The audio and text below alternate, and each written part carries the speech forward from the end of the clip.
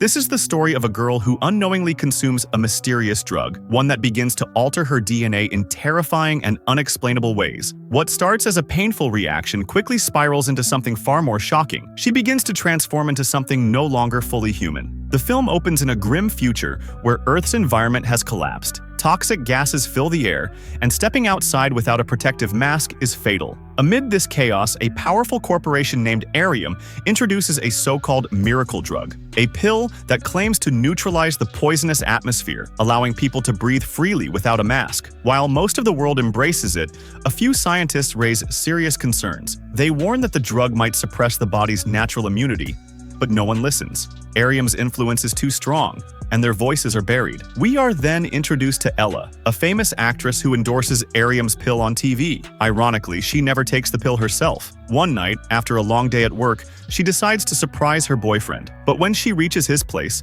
she finds a party going on, and the ultimate betrayal. Her boyfriend is cheating on her with her best friend. Heartbroken and furious, she lashes out at both of them. In a moment of rage, she grabs a small blue pill bottle lying nearby and gulps it down, unaware that the drug wasn't made by Arium. It was stolen from an underground lab, and still highly experimental. Within moments, Ella collapses from a splitting headache. When she wakes up, her body feels weak, sore, and out of control. She calls her friend for help but is coldly ignored. Struggling to stay conscious, she stumbles to the bathroom and pours cold water over herself, hoping it will soothe the pain. But what she doesn't realize is that her DNA is rapidly mutating. Meanwhile, back at the lab where the drug was stolen from, the scientists track down the dealer. When they learn the drug has already been consumed, their leader, Solomon, a longtime critic of Arium, orders his men to find Ella before it's too late. At the same time, Ella's boyfriend begins to panic when he realizes the drug was in that blue bottle. He locks Ella in a room and calls the lab agents for help, but when they return, Ella has vanished. They assume the boyfriend is lying and begin attacking him. In the chaos,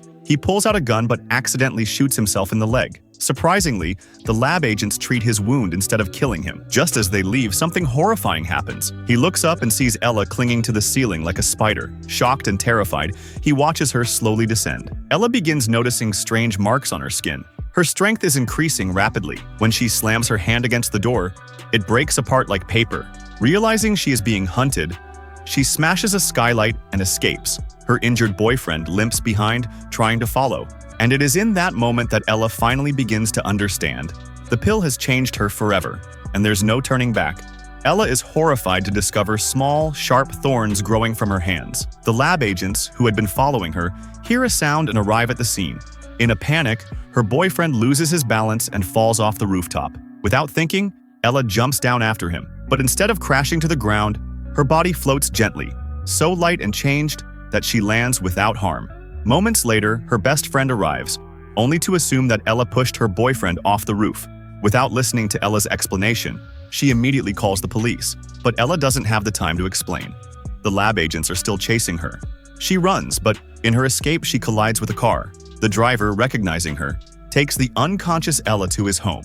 But his intentions are far from noble. He attempts to take advantage of her while she's vulnerable.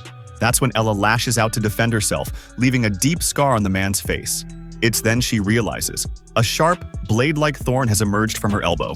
Terrified by her own transformation, Ella watches as the thorn moves in and out of her skin. In panic, she grabs scissors and cuts it off. Disturbed by the strange things happening to her body and haunted by what happened at her boyfriend's house, Ella rushes to a hospital. But the doctor, upon seeing her condition, assumes she's contagious and orders her to be isolated. Fearful, Ella escapes. She scales walls and hides on rooftops, evading the police. With nowhere else to go, she turns to her best friend for help. But even her friend is terrified by Ella's mutated appearance. Worse, she informs Ella that her boyfriend has died from the fall. Ella desesperadamente intenta explicar que no lo empujó, que algo innatural está sucediendo con ella, y hombres extraños la están persiguiendo. But her friend thinks Ella is hallucinating from drug use. To prove her point, Ella smashes a microwave with her bare hands. Only then does her friend begin to believe her. Despite everything, Ella holds no grudge against the friend who betrayed her. She just wants a safe place to rest, even for a little while. Just then, Solomon, the boss of the lab, calls Ella. He claims he wants to help her and solve whatever is happening to her. They agree to meet in a public place. Ella arrives with hope in her heart, thinking she'll finally get answers. But the moment they meet, Solomon kidnaps her. What he didn't expect was Ella's strength. She breaks free from the ropes easily, but instead of escaping, she begins eating raw meat kept on the table. When Solomon sees this, he explains that her body is burning energy at an extreme rate. She needs raw protein immediately to survive. Suddenly, a team of commandos storms in. Ella thinks they're here to save her, but instead, they handcuff her. The world believes she murdered her boyfriend, and now she's being taken into custody. She breaks down in tears as they take her to jail, where Solomon is also imprisoned. In her cell, Ella feels her ears harden. She touches them gently, and they break off like fragile shells. In their place, new ears begin to grow. Horrified, Ella screams at Solomon, blaming him for turning her into a monster. But Solomon calmly tells her that her mutation might actually be the key to saving the entire world. Just as he's about to reveal the reason, the prison door creaks open, and a wealthy, powerful man enters. Ella recognizes him instantly. Ella está atónita al ver al hombre que acaba de entrar en la cárcel. It's none other than Eric, the young and powerful owner of the Syrium drug company. A part of her feels relieved. After all, she once did commercials for his company. Maybe he'll help. Eric listens intently to her story and assures her that he'll take care of everything. He makes one phone call, flexing his influence, and within minutes, Ella is released from custody. He promises to run a full medical examination on her before making any decisions. But as soon as Ella is sedated with a sleeping drug, Eric rushes to the lab with urgency. The blood test results leave him speechless. Ella is no longer fully human. Her DNA has mutated and merged with that of insects. But the most shocking part? Her cells now neutralize the poisonous air around them. Eric is ecstatic. For him, this isn't just science. This is salvation. In the adjacent lab, Eric enters another room, where he has secretly detained Solomon. Eric had suspected from the beginning that Ella's transformation came from one of Solomon's underground experimental drugs. Now he wants Solomon's formula. Eric explains that millions of people are suffocating in the toxic atmosphere outside, and Ella's mutated DNA might be the answer. He admits that the Syrium company's current drug is deeply flawed, though he publicly sells it. In secret, he has failed to perfect a real cure. Eric's company has long been spying on Solomon. They knew he was working on gene-altering serums and tracked Ella's case through that. And now, with Ella's test results confirming Solomon's drug works better than anything Syrium ever created, Eric is desperate. He asks Solomon to hand over the formula to develop a new vaccine that could truly save humanity. But Solomon refuses. He knows the truth. If Syrium gets the formula, they'll commercialize it, turning a life-saving cure into a luxury product only the rich can afford. He keeps silent. That's when Eric decides to manipulate Ella. He goes back to her, pretending to care, and tells her that her DNA is mutating fast, but only Syrium has the means to help her recover. All she needs to do is cooperate. Desperate and scared, Ella signs the agreement without realizing the trap she's walking into. When she wakes up, she finds herself locked in a high-security lab. Outside the glass wall, Eric is reporting to the company's chairman.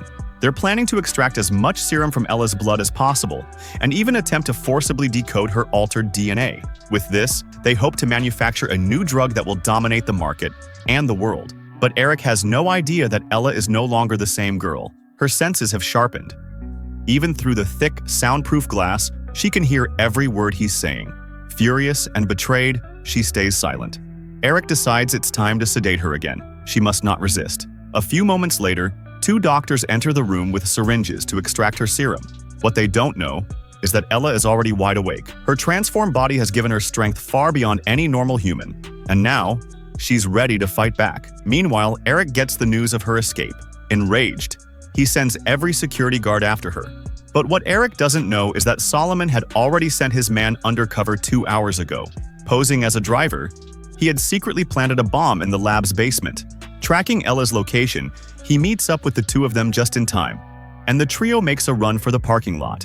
Suddenly, Eric appears in their path with armed guards. Instinctively, Ella goes full Superwoman and distracts him, giving Solomon and the driver time to escape with her. They speed toward the campus exit, but the security guards are waiting. Eric orders them to capture Ella alive.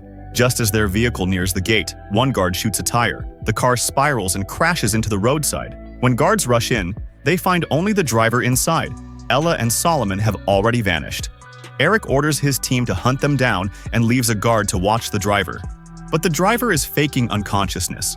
When the guard leans in, he seizes the moment and knocks him out effortlessly. Meanwhile, Ella and Solomon are still on the run. They come across an iron fence, and Ella slices through it with her sharp, mutated hands.